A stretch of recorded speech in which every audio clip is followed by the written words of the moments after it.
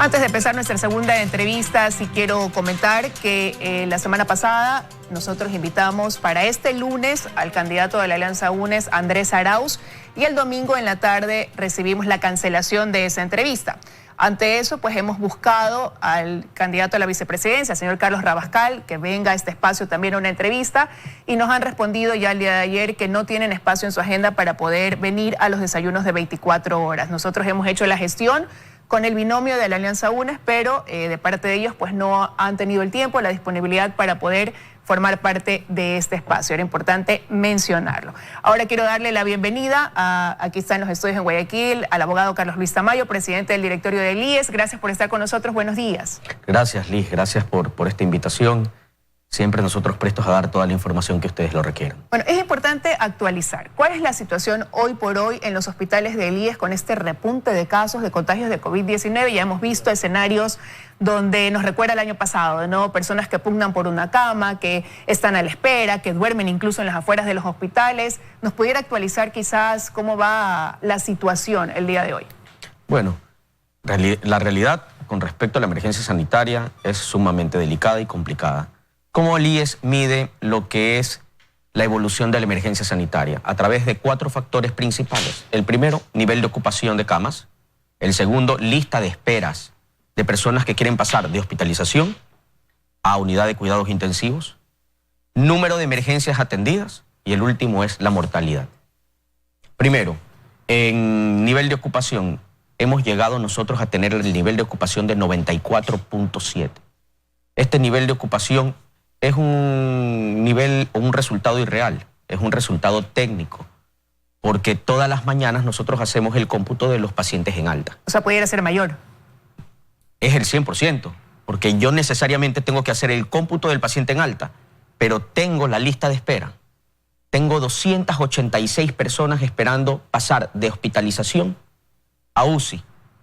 ¿Esto qué implica? Que ya es estrictamente necesario y emergente poder atender y darles el servicio de salud a esos pacientes en unidad de cuidados intensivos. Cama que se desocupa, cama que se llena inmediatamente. Pero ese número de 286 personas que están esperando una cama, ¿dónde se concentra? Porque generalmente hablamos de la situación de Quito y Guayaquil, pero ¿qué pasa quizás en los otros lugares donde también hay hospitales del IES? Bueno, ahí voy a la otra parte, hospitalización.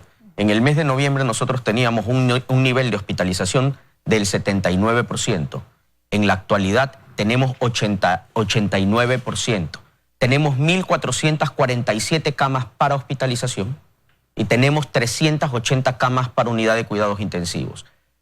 El mundo de personas que llegan para algún tipo de atención en el tema respiratorio ingresa a lo que es hospitalización. Se le dan sus cuidados, inclusive tenemos ventiladores móviles para ayudarlos en los temas respiratorios.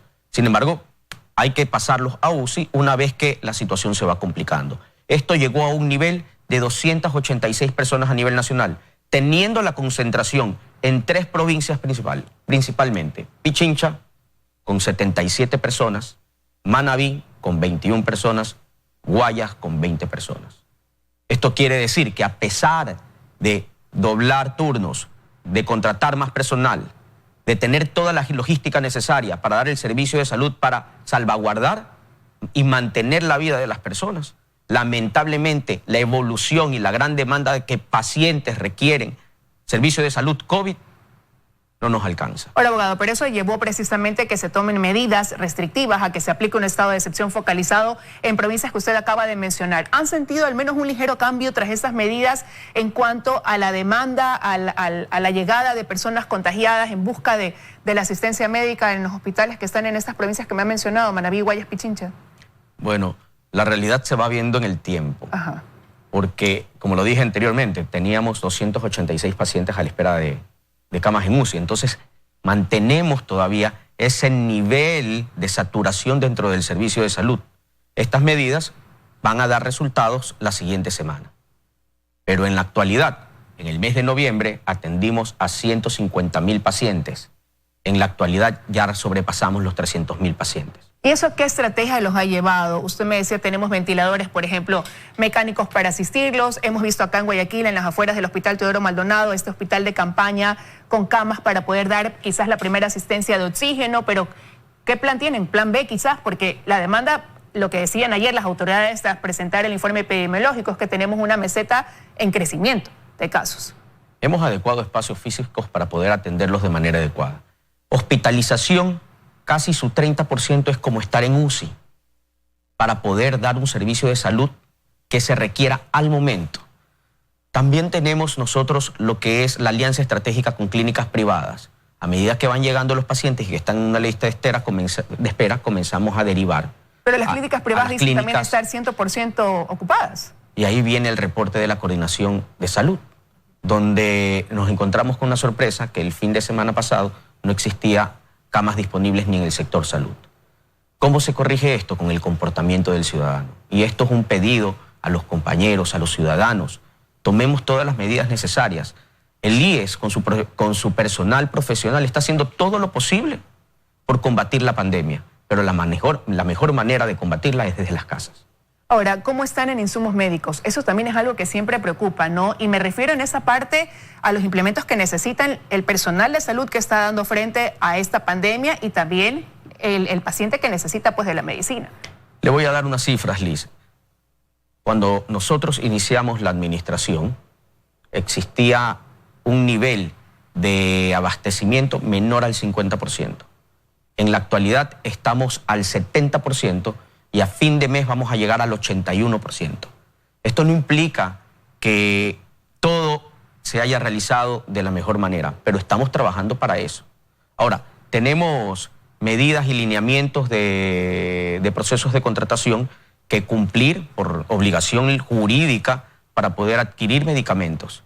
Estas quizás en algún momento se pusieron un poco rígidas. Estamos haciendo las gestiones conjuntamente con el Ministerio de Salud para poder nuevamente comprar por varios ítems en un solo proceso y no comprar por Hoy lo cada tienen uno que hacer individual, ítem por ítem. Ahora, en la actualidad, la disposición establece que los procesos contractuales se realizan ítem por ítem. Pero eso puede, en una situación como la que estamos viviendo de pandemia, complicar el escenario, retrasar más el poder adquirir una medicina que puede resultar un insumo vital para la lucha contra el COVID-19.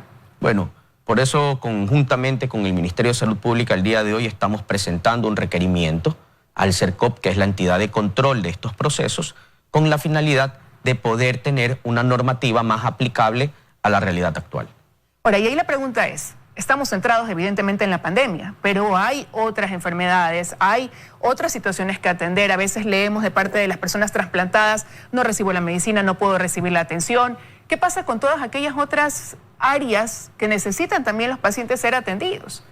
Los seguimos atendiendo y eso es lo complicado, porque otras patologías van complicando el servicio de salud o van saturando el servicio de salud cuando uno tiene que enfrentarse directamente al paciente que viene con COVID. ¿Cuál era la diferencia con el año pasado en el mismo mes? Habían restricciones donde las personas no salían y al no salir no existían accidentes de tránsito, no existían otro tipo de accidentes que generaban pérdidas de vidas, por lo tanto los fallecimientos eran directamente COVID. Ahora tenemos saturación en UCIs y en emergencia por otro tipo de patologías. La mortalidad en el mes de noviembre eran de 304 personas al mes. A la presente fecha, Liz, ya estamos por 620. Se ha duplicado la mortalidad, se ha duplicado la atención en emergencias. Y tenemos la saturación con respecto a la lista de esperas de pacientes que quieren unidad de cuidados intensivos. Pero esa cantidad de mortalidad, ese aumento sustancial que ha habido es por COVID.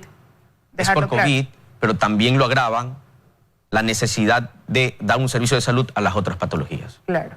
La mortalidad es solo COVID. Y ha variado en algo quizás, y se lo pregunto porque también aparecen estas nuevas cepas, ¿no? El rango de edad de las personas que fallecen, las personas que llegan y que requieren una unidad de cuidados intensivos, ¿o siguen siendo nuestros adultos mayores los que se ven más afectados? En relación al año pasado, podríamos establecer que eran adultos mayores, personas alrededor de 40, 50 años. En la actualidad vemos pacientes de todas las edades. ¿Más jóvenes incluso? No tanto más jóvenes, pero gran cantidad de jóvenes. Pero sí, entonces partiendo del promedio de 40 años en adelante. No. Personas que tienen entre 20 y 30 años están ingresando, 30 a 40 han necesitado inclusive intubación. Es increíble. Y no quiero dejar de preguntarle también cómo avanza el proceso de vacunación para ese personal de salud que forma parte pues, del Instituto Ecuatoriano de Seguridad Social. ¿Cuánto se ha logrado ya cubrir dentro de esta fase donde deben tener prioridad, no?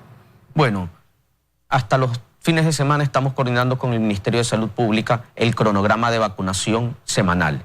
En teoría, dentro de esta semana, con inicios de la siguiente, deberían estar vacunados el 100% de profesionales. El día de ayer se estuvo realizando una jornada de vacunación a nivel nacional con la finalidad de llegar a todos los profesionales y trabajadores de la salud. Y garantizando que sean las personas que deben recibir la vacuna. Ya se han realizado protocolos y lineamientos claros para que no vuelva a suceder lo que fueron noticias en semanas anteriores. Ahora, ya están ustedes también, yo creo que entrando a la fase final, porque ya en mayo pues tendremos un nuevo gobierno. ¿Y cómo van a realizar también ese proceso de transición? ¿Cómo se preparan para eso? ¿En qué condiciones asumirá quien venga de aquí en adelante a hacer frente al IES?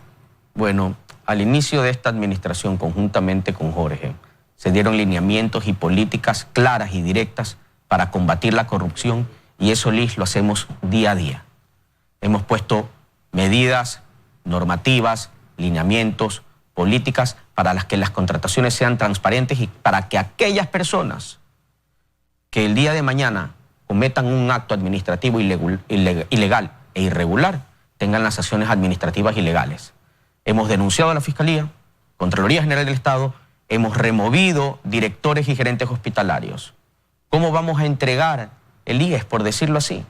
De una forma transparente. El día de mañana vamos a solicitar una auditoría integral a la administración, a la adquisición de medicinas, administración, abastecimiento, control en las farmacias y en las bodegas.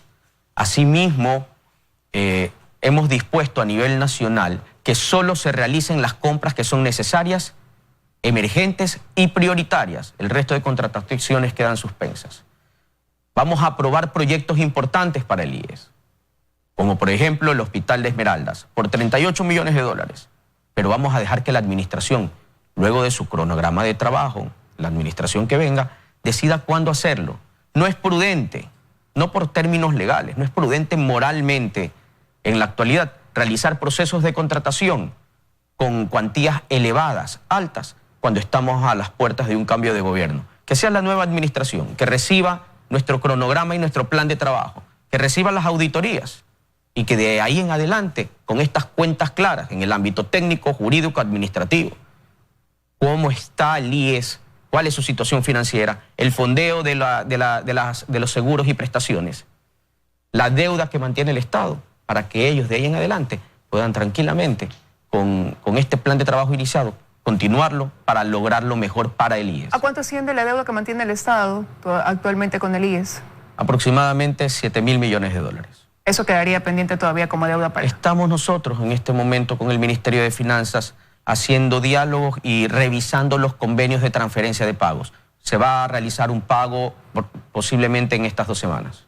Quedaría entonces reducida esa deuda. Quiero agradecerle que haya estado con nosotros, comentándonos, ampliándonos, actualizando la información, realmente cuál es el estatus de los oficiales que forman parte del Instituto Ecuatoriano de Seguridad Social, que evidencian realmente también lo que está pasando en el país, y por eso me sumo a hacer ese llamado a cada uno de los ciudadanos.